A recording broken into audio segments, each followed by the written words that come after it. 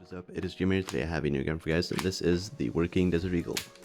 So, this gun was the start of a project that I wanted to do, which was to try to bring a shooting mechanism into my 4-wide standard guns that look like the replicas that they are supposed to be.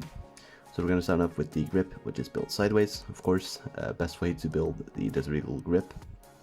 So it has a bunch of slopes in the back to make the shaping, and also make it super comfortable. And the G-slopes in the front. We have the logo pieces on the sides. A fake magazine release because I wasn't able to fit it with the trigger guard and the way the trigger works. But when you pull out the magazine, you can see a dummy bullet on top. But we do have a magazine that serves a purpose.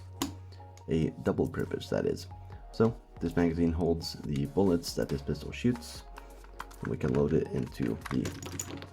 Okay, let's try that again. We can load it into the magwell, just like so, and now it houses all the bullets. But when you then take the bullets out, the magazine turns into a target. So we have the Beavertail, which is nicely shaped. As you can see, it actually uses some angled plates this time, so it looks a little bit nicer.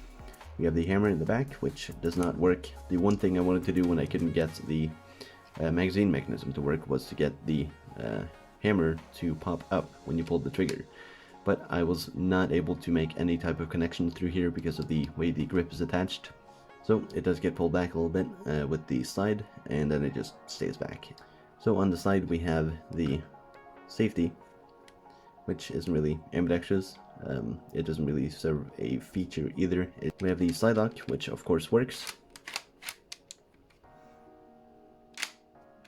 And the cool thing is you can actually power stroke this slide.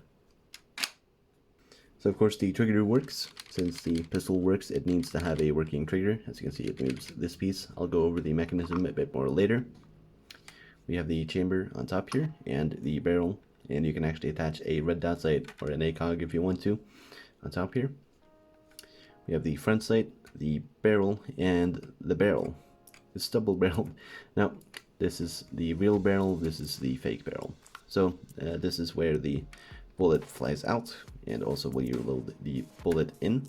So as I said, this pistol is working. When you pull back the slide, you can see it moves back this piece, pushes down the trigger. When it locks back, the trigger pops forwards. This piece is locked back. So the slide can go forwards because of this massive slit. And you can do whatever you want with the slide. It works like a normal slide. So now you can take a bullet, load it into the barrel. So now it sits in front of the piece, and then you can shoot. So now that you know how it works, let's shoot a little bit. So we can take this magazine out, put this magazine in, and now we can take our bullets and use this as a target.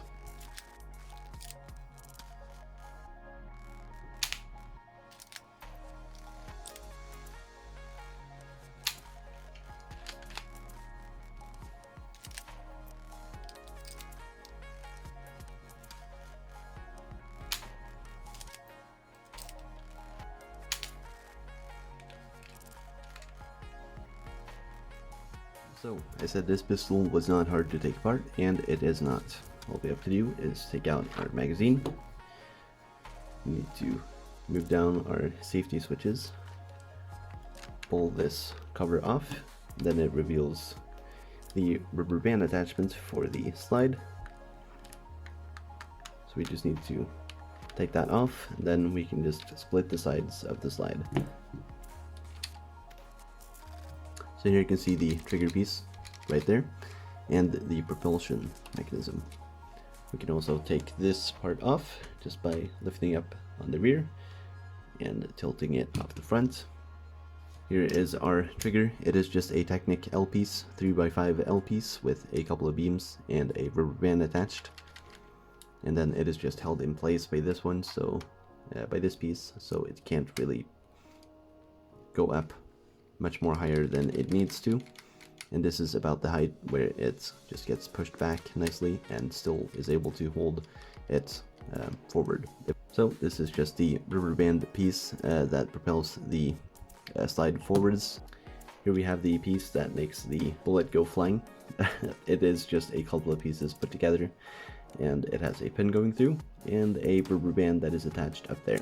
And on the front, of course, it is just open, and it is attached on this piece here. So strangely enough, it is incredibly stable, because when this clicks down, then it also has the friction from the piece in the front, and this is pretty much just stuck in the back. So when the slide catches onto this and gets pulled back, it essentially just works like this. As you can see, this piece can pop up a little bit, so it can ride over the top. So just like that, when it's locked back, you can see the trigger is preventing it from going forwards. Of course, it would be way more sturdy if I actually had the slide parts on the sides. Okay, I got everything put together now, so as you can see, it is locked back. But if the axle was all the way forwards, then the slide would push it back, and then at this point it'll get locked by the trigger, and then the slide can move freely however it wants to, but it needs to be all the way forwards when the pistol shoots. But if it's locked back and the slide lock is up, then when you pull it, it'll put all the force on the slide, so that's not very good. So as you can see, the trigger is just holding the bolt in there. So if we now take a bullet and slide in here, it goes in front. It's not big enough to fit through the slit, so it doesn't. And now, when we release the trigger,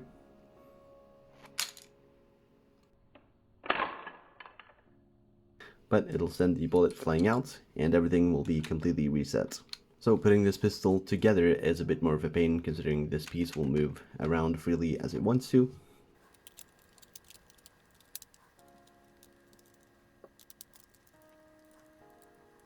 But it is simple and quick enough to do.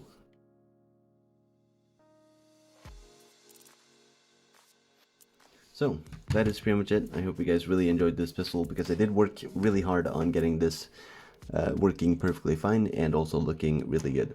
I might do a tutorial, we'll see how well the video does, but I'm not going to set any goals. I'm just going to see how it goes. So that is pretty much it. Thank you guys so much for watching, and I will see you guys. Goodbye.